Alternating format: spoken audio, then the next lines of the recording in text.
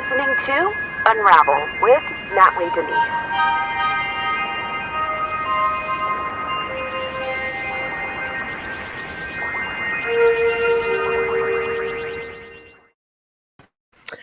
What's going on, guys? Welcome to Nightly with Natalie, a segment of Unravel with Natalie Denise. This Saturday is the Saturday I will be in Austin speaking at the Capitol. Very excited for this. I will be speaking on the steps. So if you guys are in Texas, I would highly encourage you guys to go to the Safe Texas rally. If you're not from Texas, tell somebody that you know in Texas to go to this rally. It's going to be really great. The three gubernatorial Republican primary candidates will be speaking. Alan West, Chad Prather, Don Huffines, as well as other grassroots organizations and efforts, including moi, talking about sex trafficking and how to abolish all that buffoonery. So let's go ahead and get straight into some of this news. I did a piece just I'm actually rendering it right now in my video editor, but I did a piece, a review on the Playboy episode 3. Oh, I did too. Episode 3, the Secrets of Playboy. You guys want to go check that out. It's really, really, it's a bad episode. I mean, it's good. The production's good, but the things that they reveal is really bad. Let's take a look at the chat before I jump in. What's up, JB from Boston? What's going on, American Misfit? What's going? Saying Doña Natalie in chat. Thank you for recognizing that. Mark, what's going on from Santa Fe? Stacy from Illinois. Keem, what's going on, Keem? Thank you so much for modding for me. Jody from Illinois, thank you so much for joining, Jody, and also Stacy from Illinois. Gigi Garza, what's up? Susan, what's up? Awesome. All right, so this Saturday, February 5th, Austin, Texas. If you can make it, make it. 1 to 4. SafeTexasRally.com to get a little bit more info. All right, flash that on the screen. Let's go ahead and get started. And we're going to start off with some of this news. You guys heard about all of these truckers in Canada, and we're over here sitting here in the United States thinking, when is it going to happen for us? When are we going to make a trucker protest or convoy, you know? By the way, just as some updates, you know, there are a lot of supportive Canadians that are patriotic, supporting these truckers, protest and stay in their place. I've seen a lot of videos of people feeding the truckers. I've even seen a squad of police going out with some hot meals towards the truckers. So this is really encouraging to see that there's so much support out there. But now we are getting word of many convoys within the United States starting to make their trek. And I have to say this because if this is so in our industries of food and all that, then this is a warning to everybody who is, stationed here at home domestically to go prepare, So canned foods, I also offer my Patriot Supply, preparewithnatalie.com, just to have that food insurance policy, because if they're going to join a mass convoy and it's going to take however long until they're out there, then we definitely want to prepare. So just a word out for you. But in El Paso, this is hitting the headlines in local news from KTSM.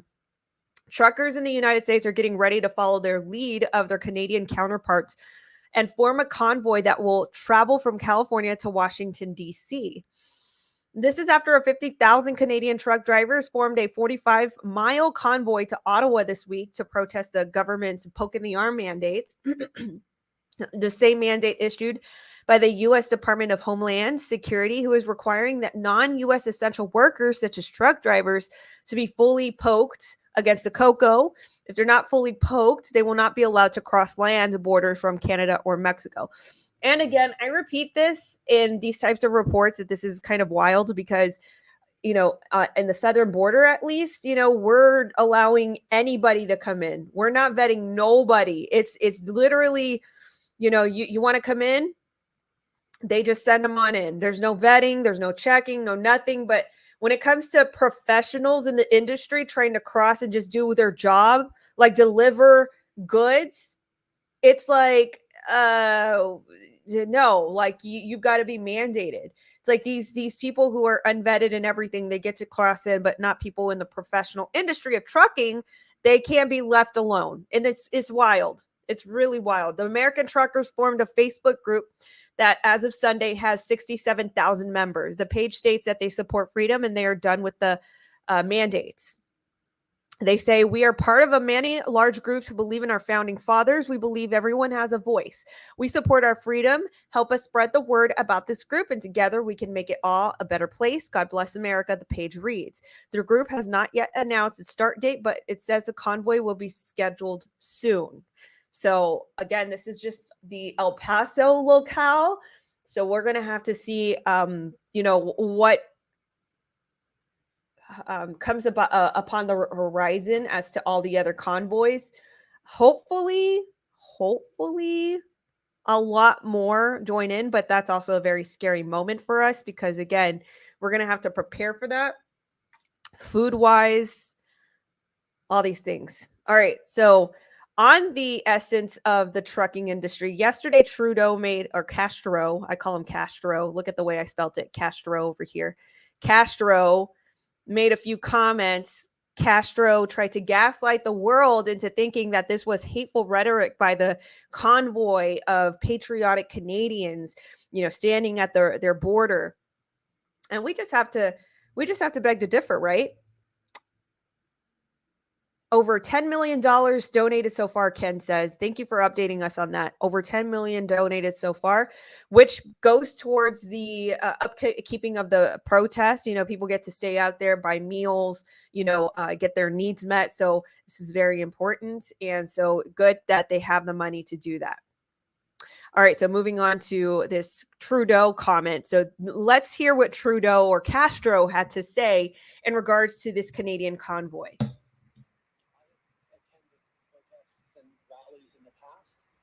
When I agreed with the goals, when I supported the people expressing their concerns.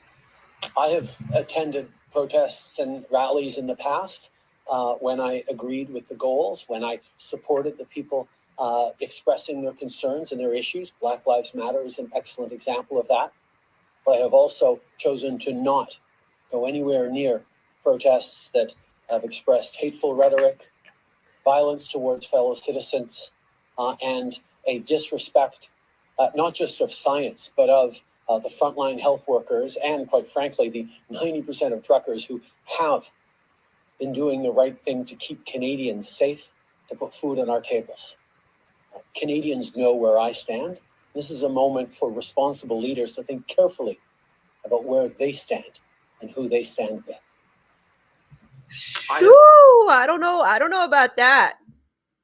So let's pick apart what he's saying here. So firstly, Castro or Trudeau, for those of you. First of all, do I have any Canadians in the chat tonight? Sometimes I do, sometimes I don't. You guys are always welcome here. But tell Fraudo, that's another one too, that the plan apocalypse is over.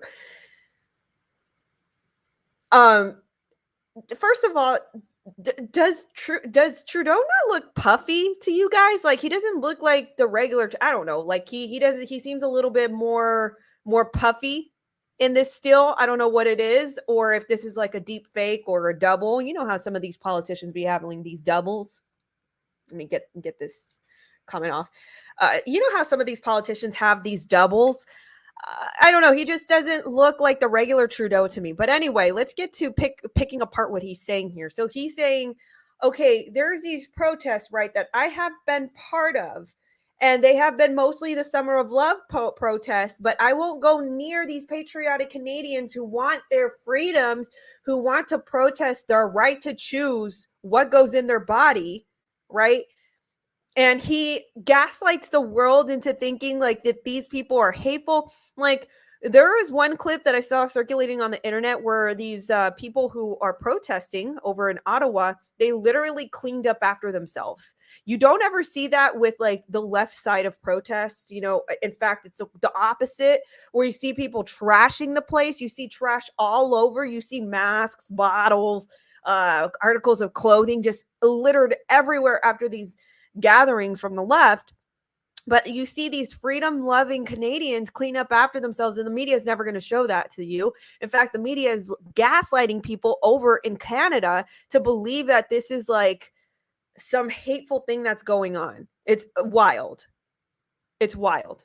So let's take another listen. I have attended protests and rallies in the past when I agreed with the goals, when I supported the people expressing their concerns and their issues. Black Lives Matter is an excellent example of that. But I have also chosen to not go anywhere near protests that have expressed hateful rhetoric, violence towards fellow citizens, and a disrespect, not just of science, but of the frontline health workers and, quite frankly, the 90% of truckers who... I mean, how irresponsible do you have to be to gaslight people into thinking that these people were violent? Like, you know, you mobilize people into hate, and it mobilizes people to, you know, and I think most Canadians are with this, like they're with this type of protest, you understand? But, you know, imagine those that are already sold so easily by the MSM, how they already buy into this type of rhetoric, and they're like, oh no, they're here for violence, we got to act. Like, how irresponsible is this? You understand? This just angers me. And then he goes into like the disrespect amongst science and, you know, amongst the truckers that did get poked in the arm and all these things. But it's like, but it's the minority that don't want to. So it should be like, you should allow them to make their own choice. Continued on. Have been doing the right thing to keep Canadians safe, to put food on our tables. Canadians know where I stand. This is a moment for responsible leaders to think carefully about where they stand and who they stand with. I mean, listen to that last harrowing little remark. Now, I am cautioning you leaders out there to stand where you need to stand. Basically, don't stand out of line and go with the freedom thinking rhetoric, because, you know, that's not where you belong. And I did see a conservative Canadian politician, which I had no idea even existed, to be honest with you. I'm not well versed in like Canadian geopolitics or anything like that, so I don't know. And maybe some of you Canadian listeners out there can maybe enlighten me. But there was one lady who was, I guess she was in the Parliament or Canadian Parliament. She was in the politics of Canada. And she actually stood up. She actually stood up for these patriots. And she said, Castro, this guy, Trudeau, he owes all of these patriots an apology for basically gaslighting the heebie-jeebies out of everybody into thinking that they're, you know, anything other than loving and, you know, passionate about their freedom. And then she goes into snatching Trudeau's wig about him wearing blackface several times in the past. It was amazing to witness. It was amazing to witness. Let's take a look at some of your comments here. Definitely think that some of you guys have some worthy comments to showcase here. Stacy says, I've watched several hours of live feed over the last few days. No rioting, no trashing the city, no fighting, peace-loving, happy people. Yeah, and that's the same sort of footage that I've seen around as well, circulate around the internet. You know, these people maybe had like a party one night, but the next morning, literally, it was the next morning, you saw all of these Canadians pick up their trash, put it in, not just pick up their trash. These people were recycling, bro. Like they were sorting out their trash. Like they even had the recyclables. They had the recyclables where they needed to be. Like, you know, it was enough to just pick up after yourself, but no, they put them in nice trash bags, put it out for the, you know, for the disposals, and, you know, where people pick up trash and the respective places where they pick up trash. They were highly respectable of their environment. So yes, I've seen the same thing. What else? That's Justin. The Amish. Oh, nice. The Amish even traveled there to cook a full barbecue supper for 800 of the truckers. That's wonderful. That is actually wonderful. I love to hear that. I've seen different groups just gather. Actually, I would love to interview some of these Canadians out there in Ottawa just to kind of come on a live feed. So if you guys know any Canadians out in Ottawa, actually, I'm going to put that. That's a good idea. I'm going to put that out for maybe tomorrow. Maybe we'll have a live show with some of them chiming in. How would you guys like that? Some Ottawa attendees live show. I'm going to see if I can put that notice out tonight. So maybe tomorrow we'll have some live participants just give their account of how it's going down there. I think that this would be a good little broadcast. What else? They're all young global leaders. Patriots are respectable people. They are shoveling snow too. And they're shoveling snow too? No way.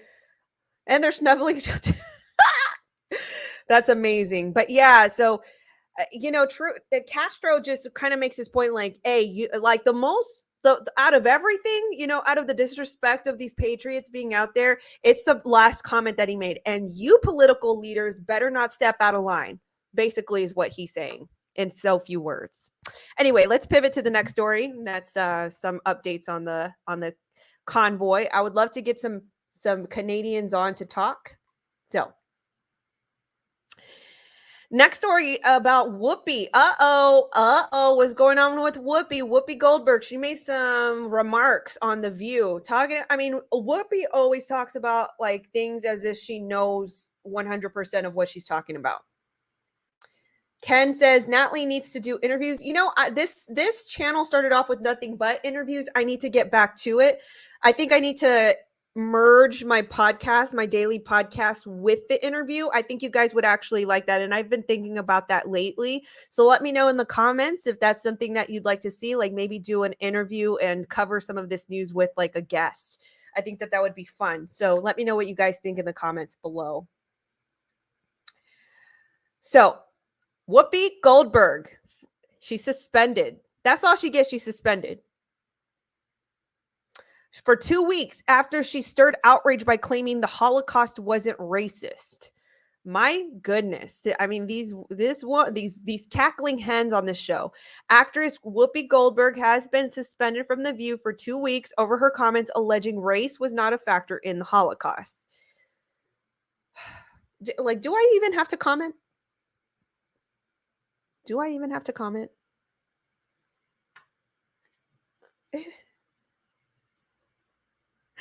ABC's News President Kim Godwin announced her suspension Tuesday night, saying it was effective immediately. While Whoopi has apologized, I've asked her to take time to reflect and learn about the impact of her comments, Godwin said in a tweet. The entire ABC News organization stands with solidarity with their Jewish colleagues, friends, and family and communities. The suspension came a day after Whoopi, 66, made the controversial comments on The View on Monday.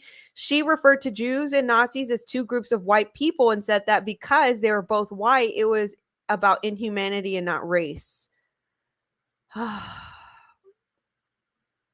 Imagine your race baiting gets so out of control that you piss off the left.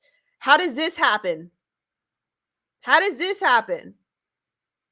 Your race baiting gets so out of control that you piss off the left. It's hilarious.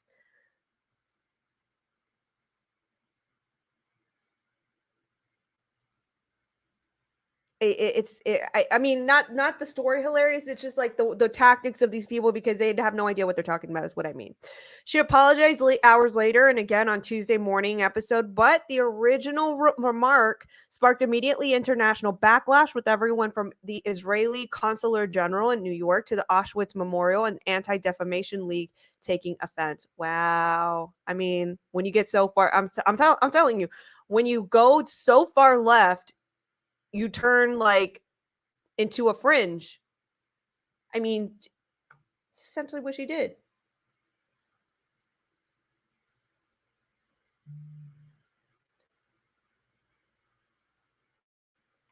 Here's what Jeffrey has to say.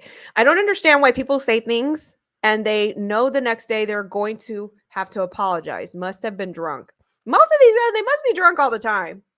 something's going on because they just don't know what the heck they're saying. No one wants to host that show. They are still looking. That show is it's wild. But yeah, that's what Whoopi said. We don't have to really go into the next details. So here's her justification before we move on. She keeps digging her hole deeper and deeper and deeper. You can't, like, so she's basically saying that she's judging by the content of their color, right? Like, so what if I was half white, half Mexican? You understand? Like, I'm not. I'm full Latina, but I'm just saying, like, if I were half white, half Mexican, and maybe one of my parents who was white had, superior I don't mean to say it like that. Damn. I don't mean to say it like that. I really don't mean to say it like that. I mean more prominent genes. That's what I mean to say like that. Oh my gosh. I almost went into a boil. But you know what I mean? Like more, how do I explain it? What is the scientific term when you understand what I'm saying, right? Like the genes that are more like they take over more, what is there? There's a word for it. I can't think of it. Comments, help me out. Help me out. Let me help out. But you know what I mean? Like if one parent was Caucasian and I took on more of those elements, but really I was half white and half Latina, you can't sit here and say, well, I can't point you out whether or not you're white or what. No, it's like, what if I'm biracial? Dominant gene. That's what it is. Thank you, Jules. Really appreciate that. Dominant. Thank you. Sean, thank you. Predominant. Jules said dominant. Everybody's dominant. Thank you. Minuet says superior genes. That's not what I meant. That's not what I meant.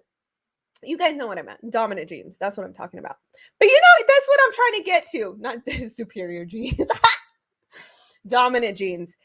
You wouldn't be able to point me out if I was half Caucasian and half Latina if I had dominant genes that made me appear more Caucasian, if that makes any sense. So how is that fair for anybody? She basically dug her hole a little deeper by saying, well, you can't, they were both Jew, if they were Nazi and Jew, you can't tell them between the two. It's like, what are you talking about? What are you talking about right now? And she wasn't even there. This lady. Pivot now. She's trying to pivot now. It's not going to work on us. The gaslight doesn't work. So let's move on. It's just too much. It's too much, Whoopi. So now she's suspended for 2 weeks. That's all she gets. When somebody mentioned it earlier, they ruined Roseanne for a lot less, right? Like, just going off. All right. Pivoting on. Brad Pitt. So apparently Brad Pitt, he had bought some of these homes for I believe it was Katrina victims in NOLA in New Orleans. And now they're unlivable. These are unlivable conditions that these houses have sort of deteriorated in. It says mold, termites, and rotting wood. It's the pits. Only 6 of the 109 affordable homes Brad Pitt built for $26.8 million and sold to survivors of Hurricane Katrina for $150,000 are in livable condition, and none are built to withstand NOLA's climate. Well, let's go through some of these details. Just 6 of the 109 affordable homes Brad Pitt Make It Right Foundation built for low-income residents in New Orleans following the devastation of Hurricane Katrina in 2005 are still livable in the condition nearly 20 years later. A vast majority of the homes, which were built in $26.8 million, were riddled with construction-related problems, which have led to mold, termites, rotting wood, and flooding. Urban geographer Judith Keller wrote for Market Watch, as of early 2022, 6 of the homes were vacant because of the mold, rot, and other structural issues after they were built without essential needs for the city's subtropical climate. They were sold to residents for a discounted $150,000. 2 of the homes have now been demolished because of severe mold. The city is seizing one of the properties, calling it a safety hazard. Photos from the area show that many of the houses are still standing, have rusted roofs and visible water damage to the sides of the home. while lots remain vacant in early 20 years after the storm, and even in the houses that the people can live in. The wooden structures are starting to collapse, Keller told DailyMail.com on Tuesday. Things are getting worse, she said, and things aren't getting worse, staying the same, but it's very to little no improvement. The situation has left many residents fearing for their health and their safety, and some claiming that they are starting to become ill from the constant mold. There's just no turning this off. When the resident, only identified as Harry, told Keller, "Sometimes I think I'm sitting on a time bomb in this house." Others have said that they are always on edge, describing the situation as very stressful and saying that they've been taken advantage of on a bigger scale. Uh-oh. Whoops. Uh-oh. People are being taken advantage of, they say. So I wonder how this is, and I wonder if they're going to go into this detail here. Several of the residents have sued Make It Right, but the organization has not resolved these issues and has stopped assisting residents and now appears to be defunct, with Keller reporting that Make It Right officials were seen moving out their office in the neighborhood last month. Uh-oh, this is Brad Pitt's what is it called? Make It Right Foundation. I mean, dang, look at these houses. Look at these houses. They're literally falling, standing on sticks. Look at this.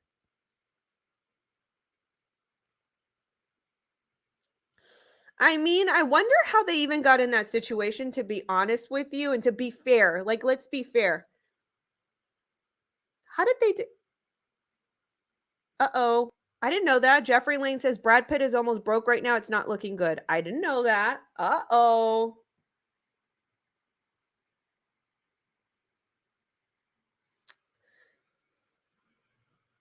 So,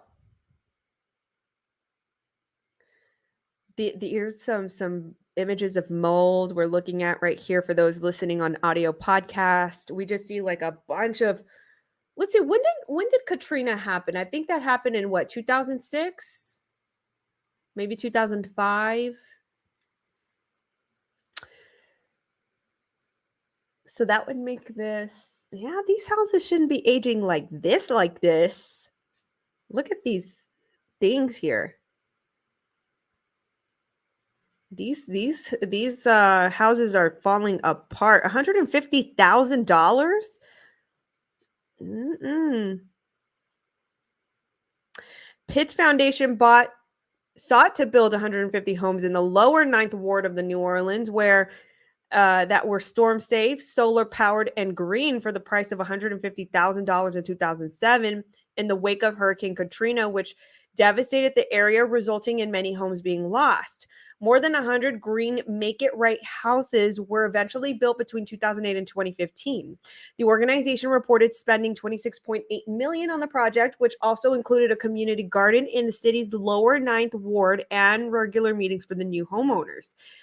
The architects who created these homes tried to make them green and sustainable with safe and reusable materials, clean water, and renewable energy. All of the homes also had solar panels and energy efficient heating and cooling systems. Guys, for all of those, that's hefty for those pieces of crap, and that's not affordable. Yeah, I agree. Listen to those details that I just explained right here. The architects who create these homes. So you hear all these celebrities talking about, with all their millions of dollars, the environment and go green and, stop using cars and stuff like that. You know what I mean? Uh-oh. And, they have no sense of reality, or they have no sense of, being in touch with reality is what I mean. And so, not saying he's an architect, but he had this, like, I guess, vision that these homes are going to be green, sustainable, solar panels, all these things. But then they neglected all the other details, like upstanding homes. Many of the houses lacked rain gutters, overhangs, water roof painting, or covered beams, all of which are necessary to withstand the city's subtropical climate and heavy rainfall, especially at the lower 9th ward, is below sea level and is hammered by hurricanes in the past. Brad Pitt, what's going on, dude? So these are the houses right here, and they look to be like, from aerial view, they look to be like in really bad shape. Look at all that mold on the side. Oh, that's not looking good. That's not looking good at all. I don't know. They tried to make this a solar greenhouse, and then they neglected all these other details. It's really wild. All right, let's transition. Good point. Oh, thank you, Ken. Hey, Ken, you want to be you know what, Ken, why don't we make you a mod? I'll make you a mod tomorrow. When you first come on, I'll make you a mod. Promise. Okay. So pivoting on, let's pivot on to some daily trafficking news. And this is starting off with Observateur. Houston man charged with trafficking a 13-year-old female in the New Orleans area to perform sexual acts. So this is, Ken Moat says, no. He doesn't want to be a mod. Okay, fine. You won't be a mod. It's okay. Houston man charged with trafficking. Sorry to insert that and interrupt this. So we're just switching from New Orleans to another New Orleans story. This New Orleans man trafficked Houston man trafficked a New Orleans girl. U.S. Attorney Dwayne Evans announced that Randy Lewis, age 34, from Houston, Texas, was charged on January 28th by a federal grand jury in a 5-count indictment with conspiracy to commit sex trafficking of a minor. And continued on, according to the indictment, Lewis met his co-conspirator, a female born in 2003, in about 2019. Lewis recruited the female to engage in commercial sex acts under his direction, and she complied.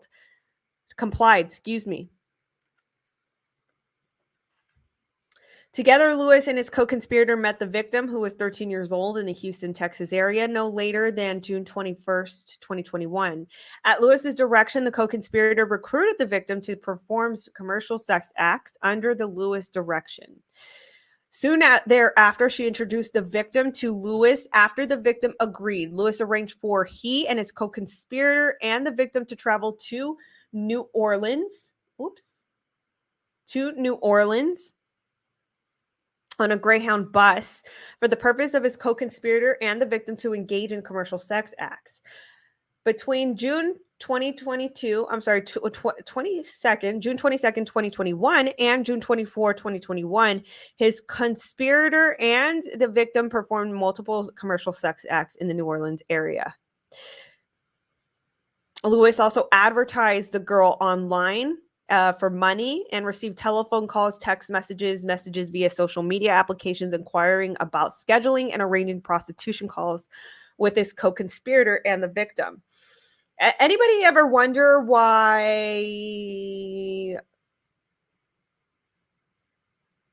these social media platforms just cannot develop an algorithm to discover this? Like these, I'm sure that there are some red flags in the language that they use that is pretty frequent and mutual with other languages or other exploiters, but they, we're censored for our speech. It's crazy. Let's continue on to the next story coming from Dallas. KWTX. Dallas police uncover a sex trafficking ring, making 2 arrests. So in Dallas police announced Monday, January 31st, that they uncovered a sex trafficking ring with victims held against their will. At Far North Dallas apartment community, along with scenic views of the popular Prestonwood Golf Course, a Dallas police sting operation focused on activity inside certain units. Police arrested Arely Lopez Guzman and Fabiola Cardenas,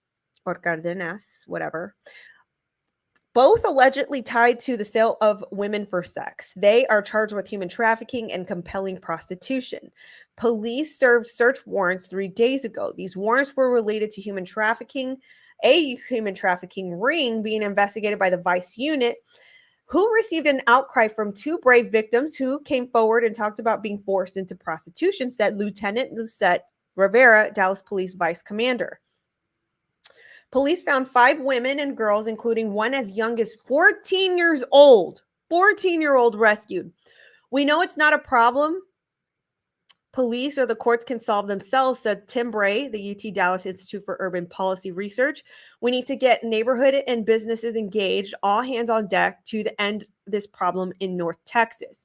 Tenants from the complex told CBS 11 that they saw the police activity last Friday, but had no idea it had to do with women being held against their will. Police believe the pair that they arrested were not working alone. And, you know, listen, I'm just going to say this because I'm just going to say it. And I'm just going to make a speculation, and it might be a rash speculation, okay? But I'm going to make it because I just spent a lot of time at the border. I just know, you know, some of the family complexes in Latino don't look like this, or, you know, the Latino dynamic doesn't look like this. I'm just going to say that I wonder if some of these were undocumented women and girls in this ring that were held against their will.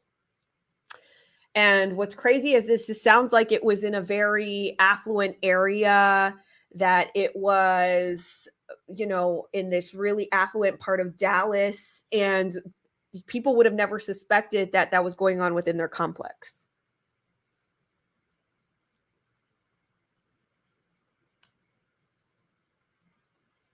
Crazy, huh? Absolutely crazy.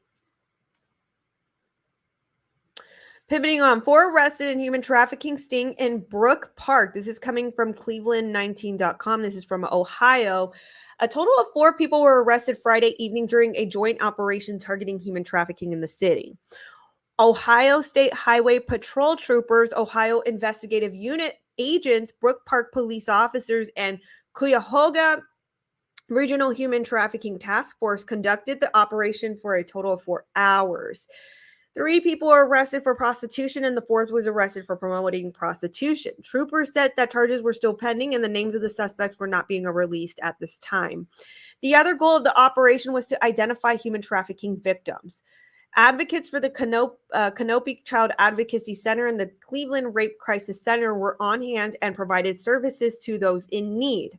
Our goal every day is to save lives, which is why we conduct operations like that provides the opportunity to remove victims from traffickers, said Colonel Richard S. Fambro.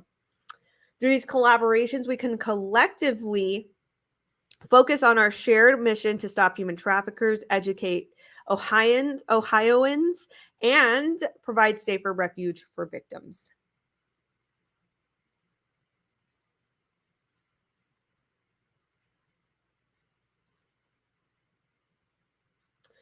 All right, continued on to Sacramento. This is coming from Fox40.com.